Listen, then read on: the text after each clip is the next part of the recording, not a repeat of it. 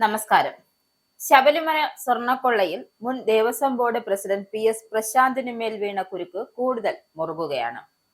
രാഷ്ട്രീയത്തിലെ ഉന്നതർ കുടുങ്ങുന്നതിനൊപ്പം പ്രശാന്തും പെട്ടു എന്നതിലേക്കാണ് കാര്യങ്ങളുടെ പോക്ക്. ശബരിമല കേസിൽ ശ്രീകോവിലിലെ ദ്വാരപാലക ശില്പങ്ങളിലെ സ്വർണ്ണപ്പാളികൾ കടത്തിയതുമായി ബന്ധപ്പെട്ടതിലാണ് മുൻ Devaswom board president PS Prashanth വെട്ടിലായിരിക്കുന്നത്. കഴിഞ്ഞ സെപ്റ്റംബറിൽ സ്വർണം പൂശാനെന്ന വ്യാജേന ശില്പങ്ങൾ കടത്തിയതിൽ ദുരൂഹതയുണ്ട് എന്ന് കണ്ടെത്തിയ പ്രത്യേക അന്വേഷണ സംഘം നടപടിയിലേക്ക് കടക്കുകയാണ്. ഇതിന്റെ ഭാഗമായി പ്രശാന്തിനെ കഴിഞ്ഞ ദിവസം ചോദ്യം ചെയ്ത് മൊഴി രേഖപ്പെടുത്തിയിരുന്നു. 2019 വൻ സ്വർണ്ണക്കൊള്ള മറയ്ക്കാനോ 2025 ഈ പുതിയ നാടകം കളിച്ചതെന്നാണ് ഹൈക്കോടതിയുടെ നിരീക്ഷണത്തിന്റെ പശ്ചാത്തലത്തിലാണ് നടപടി. ശബരിമല ശ്രീകോവിലിലെ ദ്വാരപാലക ശില്പങ്ങളിലെ പാളികൾ സ്വർണം പൂശാൻ 2025 സെപ്റ്റംബറിൽ കൊണ്ടുപോയതിലുള്ള അന്വേഷണം പ്രത്യേക അന്വേഷണ സംഘം ശക്തമാക്കും. കഴിഞ്ഞ ദിവസം ഹൈക്കോടതിയിൽ കൊടുത്ത റിപ്പോർട്ടിലാണ് ഇതിന്റെ സൂചനകളുള്ളത്.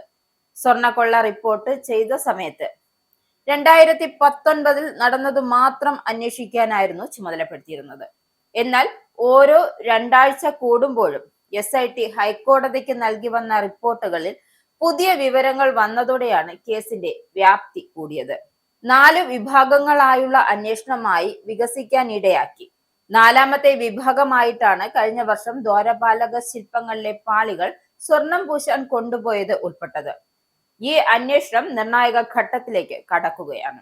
സെപ്റ്റംബർ 7 ദ്വാരപാലക ശില്പങ്ങളിലെ പാളികൾ ഇളക്കിക്കൊണ്ടുപോയത് ഹൈക്കോടതി നിയോഗിച്ച സ്പെഷ്യൽ കമ്മീഷണറെ പോലും അറിയിക്കാതെ അതീവ രഹസ്യമായാണ്. വിവരമറിഞ്ഞ് special commissioner R Jayakrishnan report നൽകിയതോടെയാണ് ഉന്നത തലത്തിലുള്ള ഗൂഢാലോചന പുറത്തായത്.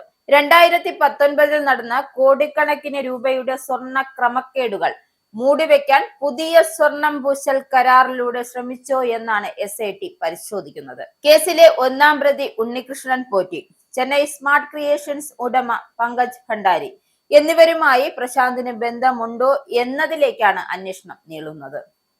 ഈ കമ്പനി അത്ര പ്രൊഫഷണൽ അല്ലെന്ന് തിരുവാഭരണം കമ്മീഷണർ ആദ്യം റിപ്പോർട്ട് നൽകിയിരുന്നു. എന്നാൽ 8 ദിവസത്തിനു ശേഷം ഉന്നത സമ്മർദ്ദത്തെ തുടർന്ന് ഈ റിപ്പോർട്ട് തിരുത്തിയ കമ്പനിയെ വെള്ളപൂശിയതായും SIT കണ്ടെത്തിയിട്ടുണ്ട്. അപ്പോൾ അവിടെ ആ കമ്പനിയെ വെള്ളപൂശുന്നതിലൂടെ വലിയൊരു ഗൂഢാലോചനയാണ് പുറത്തായത്.